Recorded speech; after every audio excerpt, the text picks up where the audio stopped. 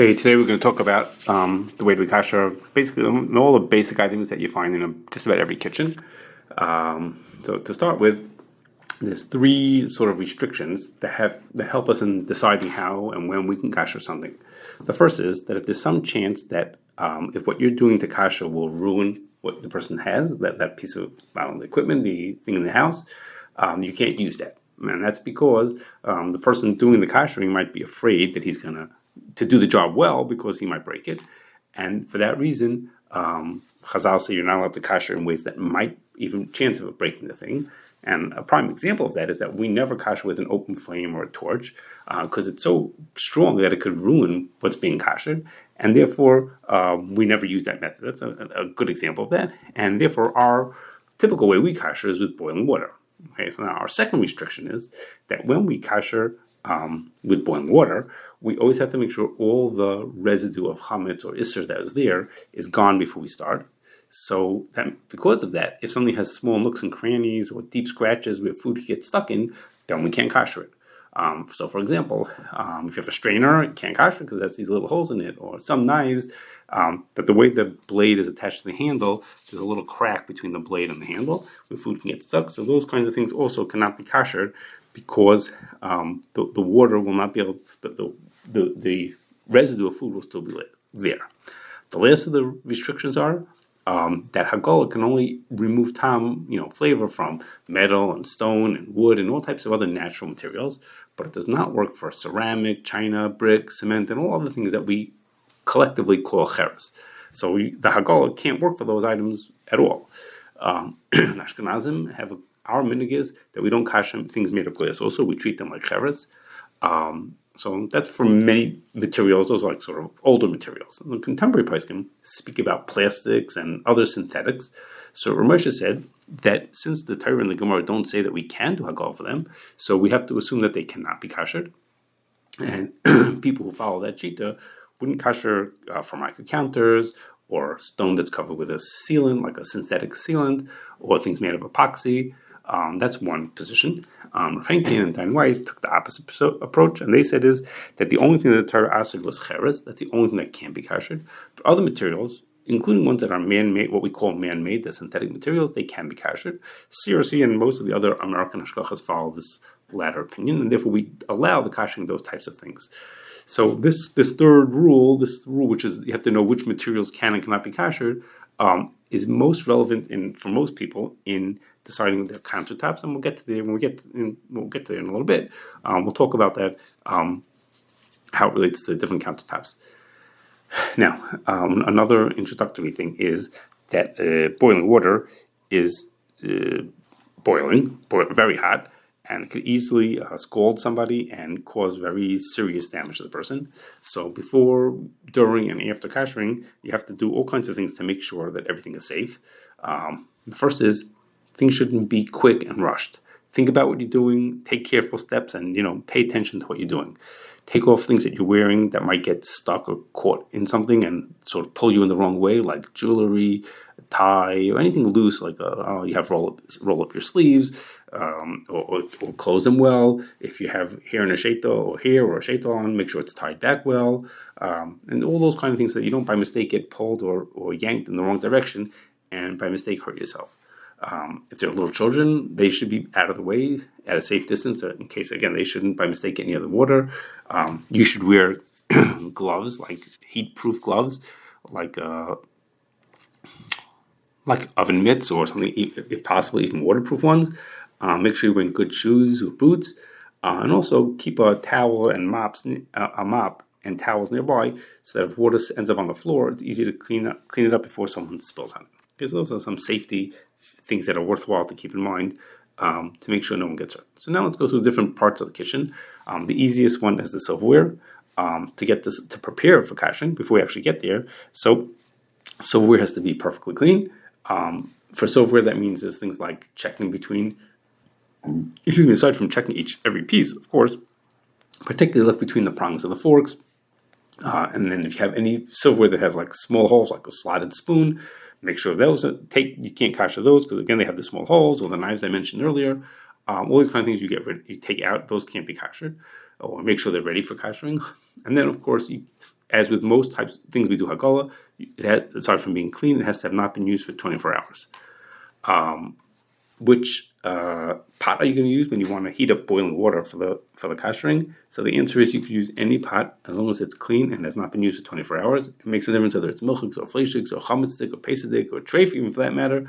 As long as it's clean and hasn't been used in 24 hours, you could use it. You could use it for Kashering. So for the Kashering, now we're ready for the Kashering itself. You fill up the pot with water, bring the water to a boil, and put the silverware in one piece at a time. The pieces shouldn't be touching each other. Then until they're in the boiling water, and then make sure as you keep dumping in silverware that the water stays boiling. Think about it: if you keep dumping in cold silverware, sooner or later it's gonna cool it down and it won't be boiling anymore. So when that happens, then give it a minute, put the cover back on, wait a little bit, it comes back to a boil, and then you can continue. Once you finish kashering, the minute is to rinse the silverware with or whatever you're kashering in cold water afterwards. Okay, so that was silverware. That's the easiest thing to kasher. Next, let's move to pots. The general idea is the same as with silverware, which is we want to get it into we want to kasher by getting it into boiling water that's on the fire. So if the pot you're kashering is smaller than a different pot, then you're good. You just boil up water in the bigger pot and put the smaller pot into it, and you kasher just like you did silverware. Of course, not every pot has a pot that's bigger than it, so you run into a problem when you want to kasher a pot and they don't have a bigger pot to stick it into. So for some of them, what we do is we'll kasher the pot and its cover one part at a time. We can't fit the whole thing into another pot, but we could fit part of it into it. So we might put in part and then rotate it around, because when we kasher, we don't have to kasher the whole item at once. It's not like tefillas killing. When we tevel something, it has to be completely submerged in the water all at once.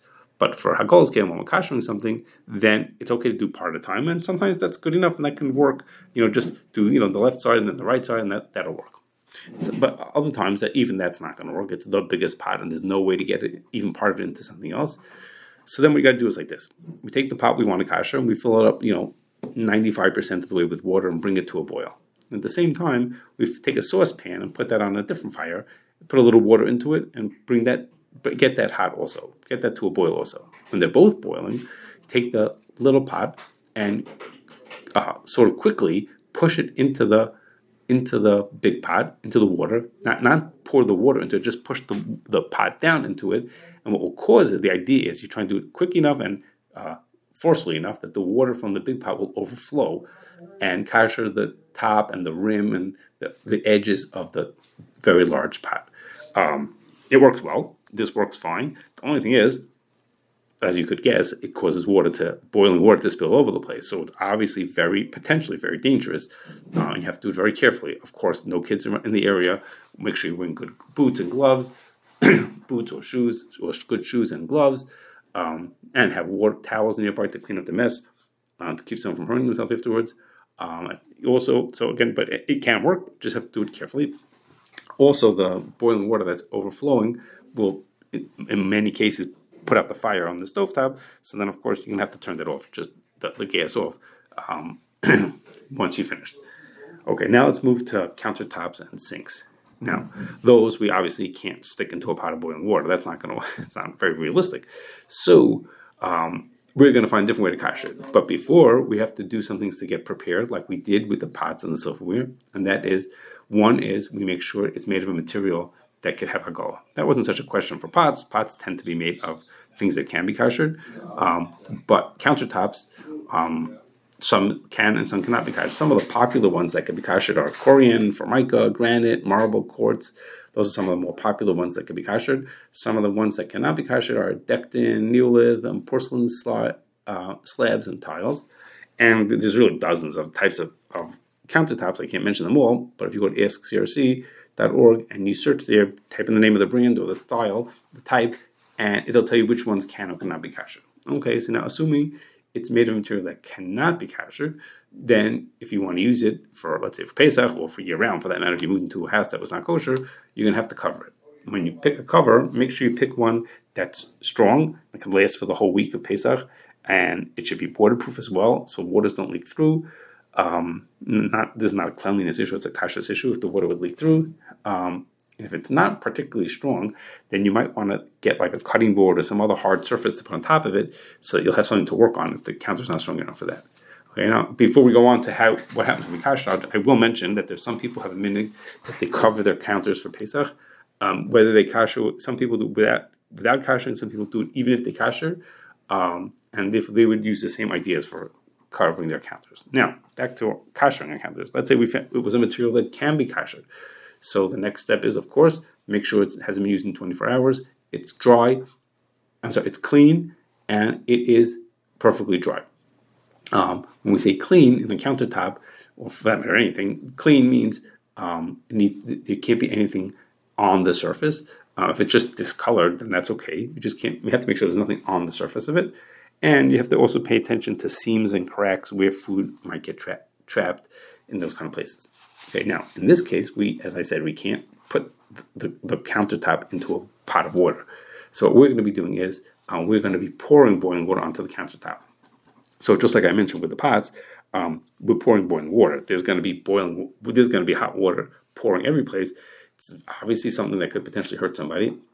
So again, our safety issues: make sure there are no kids in the way in the area. Wear good gloves and boots or shoes. And make sure there's nothing nearby that you might trip over as you're moving around to do this. As you move from one part of the counter to the other, and make sure you have a mop and towels nearby. And when you're pouring the water, do it carefully, slowly, methodically, so you hit every surface and don't hit yourself. Okay, make sure you're doing that in a safe way. You want to do the job well, but you don't want to hurt yourself. And the water that you pour, it's got to come from the same pot where the water came to a boil. I mean, don't boil up the water in one pot and then sort of transfer into a cup or a ladle or something like that. It has to be from that original pot that the water came to boil in. Pots are, for many people, that works better because they get a lot of water. But if you have some kind of a kettle, it has an advantage that makes it easy to pour. It's just built like that. So if you have that choice, that might work well for you. But again, the kettle that you're using needs to be the one that was right on the fire or plugged into the wall where the water actually came to a boil in that device. Okay, so once the water's boiling, pick it up, hold it in your hand, and pour a stream of water onto all parts of the counter. Somehow we find that if you start from the back and move to the front of the counter, that makes it easier to avoid getting hot water on yourself. And in most cases, the one pot of water is not going to be enough to kasher your whole countertop. And you're going to have to use many pots, or you'll have to sort of, do one pot, see how much you did, and boil up the second, reboil the water again, and just take a break. Okay, now we're going to talk about, some people want to avoid this by using a steamer. I'm going to get to that in a minute. Let me just talk about sinks for a second first. And that a sink is kasher very much the same as a countertop is. The same idea. We're going to get pour boiling water every place. But again, the first step is making sure that it's made of a material that's good for kashering. So if it's made from stainless steel or quartz, granite, acrylic, they can be kashered. If it's made from porcelain or fire clay, that it can't. And just like I told you with the countertops, there's a long list on Ask.crc. You could type in the name of a sink, and it'll tell you whether it can be kasher or not. If it can't be kashered, so for a counter, I had mentioned you should put a cover. You should cover the counter. So we do something similar for a sink. We can't exactly cover the sink because you want to use it, but we use a basin, and that is to say, you put a basin into the sink, and you put all your dishes right into there. You wash your dishes in there, etc.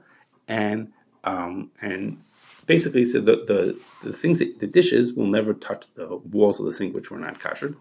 What you have to do is, you do have to make sure is that no hot water gets between the basin and the outside of the basin and the sink, because that would cause time to transfer from the sink into the things that are in the basin. So some people will do is they'll put a rack underneath the basin. This way, any water that pours over goes down the drain, and there isn't water touching the sink and the basin at the same time. Okay, now I mentioned at the beginning that you can't kasher things with small cracks and crevices in them, and there are two examples of that in a sink. One is an aerator, which is attached to the end of the faucet, and then the other one is a strainer that covers the drain on the bottom. The aerator could just be, in almost every case, you could just unscrew it and take it away, and the strainer should be taken out, and both of them you shouldn't use for Pesach. You could replace them, for a few dollars you can get new ones, or you could just manage without it if it's just for Pesach. And then the last thing before we're ready to kasher is, of course, is make sure it's clean, dry, and hasn't been used for 24 hours. And then the safety issues, I guess it's not one thing, but two things. The safety issues: have gloves, shoes or boots, kids out of the way, towels ready for the mess. Okay, and then I should mention, I'm sorry, one more thing, and that is if you wear glasses, this process over a sink causes a lot of steam to rise up. So you might want to take off your glasses so you could still see while this is going on. So the actual kashering itself, make sure the water, you boil a pot of water, and the water should go straight from the pot that was on the fire straight onto the whole surface of the sink. It's a little harder in a sink than it is on a counter. The counter is, of course, flat, and the sink is, dips down, so you have to be careful to get all the surfaces. Usually we start from the bottom, from the drain, and work our way up. This way the boiling water is coming onto a dry surface, and then work up the walls, literally the walls of the sink, and try to hit every spot. Aside from that, you have to get boiling water onto the handles, the faucet, and anything part of the sink which overhangs the counter. Like sometimes the sink itself, this goes above the counter, that also has to be done. Another thing is that some faucets have a coiled hose which you could pull out of the base, sort of a way to pull out your faucet so you could stretch it out to all kinds of ways.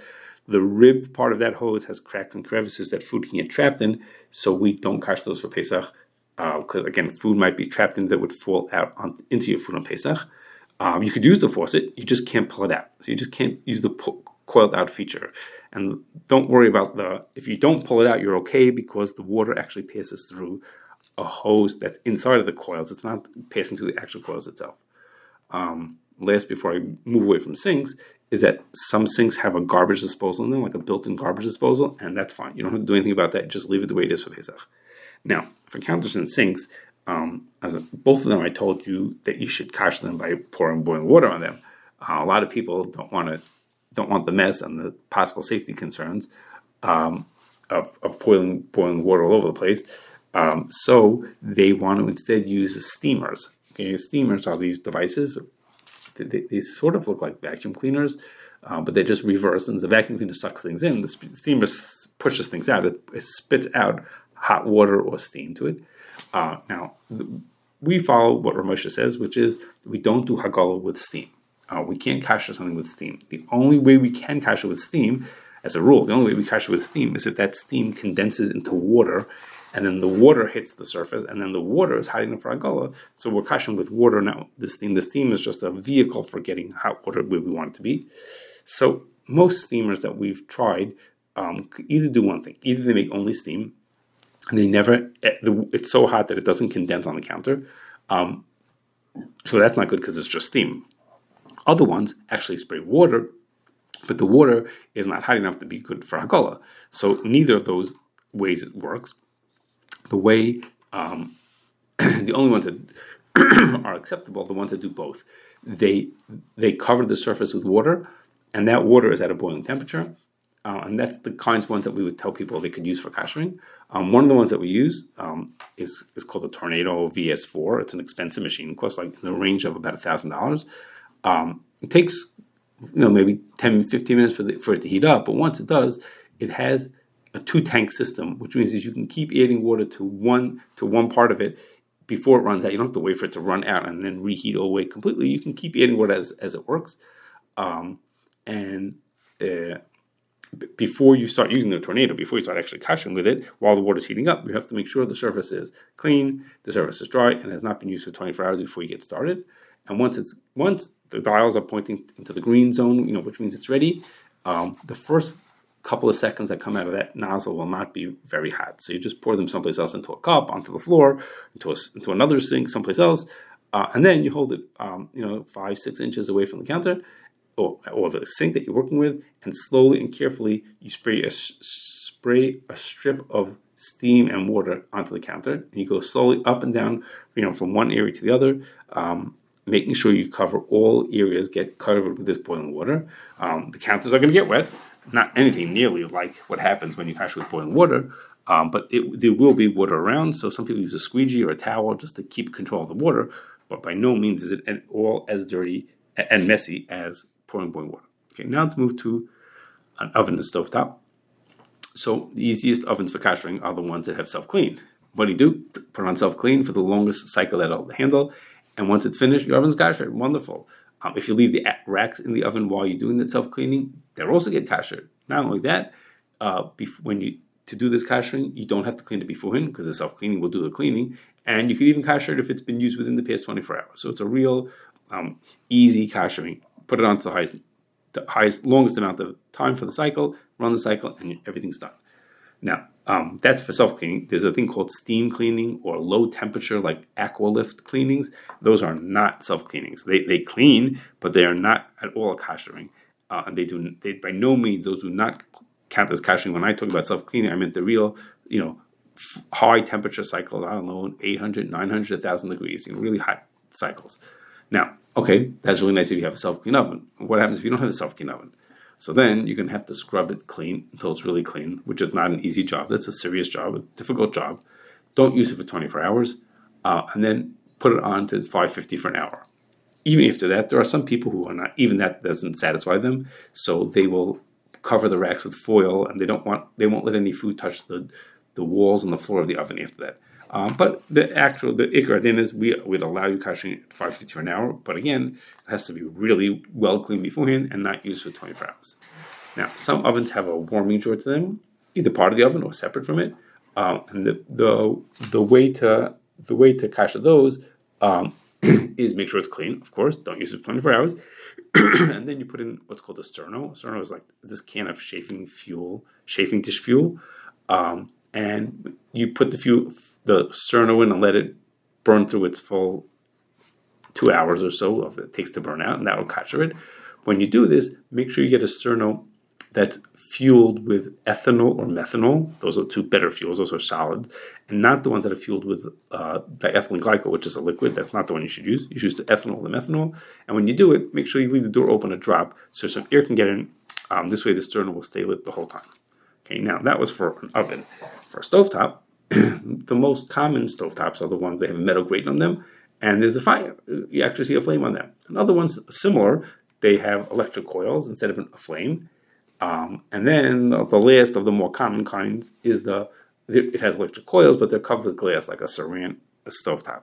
Okay, so for all of those three, gas with grates on top of it, electric coils that you can actually see, that are they're exposed, and electric coils that are covered with glass. For all three of them, it's the same idea. Make sure there's no actual food left behind, like including on the catch trays and things like that. Don't use it, don't use it for 24 hours. After that, turn on the flame or the coil for half an hour. If it's exposed coils, then just put on for 15 minutes, but otherwise do it for half an hour. And then those parts that you've heated up are kashered. You can do one burner at a time if you like, that's fine also, or you can do them all at once. But these types of kashering does not work for the space that's between the burners. It only helps for the burners and the grates that are there. It doesn't help for the spaces in between them, or the glass that's right above where the coils are. Then it doesn't help for the space between the burners. It doesn't help for the knobs or the catch trays. So those all have to be covered for Pesach. Or I guess if it was not kosher, the same idea. If you have a glass stovetop, there's another choice. You might choose to not kasher it at all, and instead place all the pots on top of these metal discs, so that the pot never actually touches the surface. These kind of discs are called induction diffuser plates, and you can buy them any place. You can buy them on Amazon and in lots of places. They're not expensive, relatively not expensive, and you can. And you could just that's a way of not kashering the surface, but instead just making sure the pots never touch the surface, because you have these discs between them and the glass surface. If you have an induction stovetop, that's not a regular electric coil or gas. It's a different kind of technology that cannot be kasher, and then you must use these diffuser plates, these discs that go on top of there. Okay. As an aside, induction stovetops have other questions relevant to using the same stovetop for milk and meat, for using it on Shabbos and bishul akum issues. So those are beyond today's discussion, but just be aware that there are other issues for induction stovetops. Okay. Now, last we're going to talk about a microwave.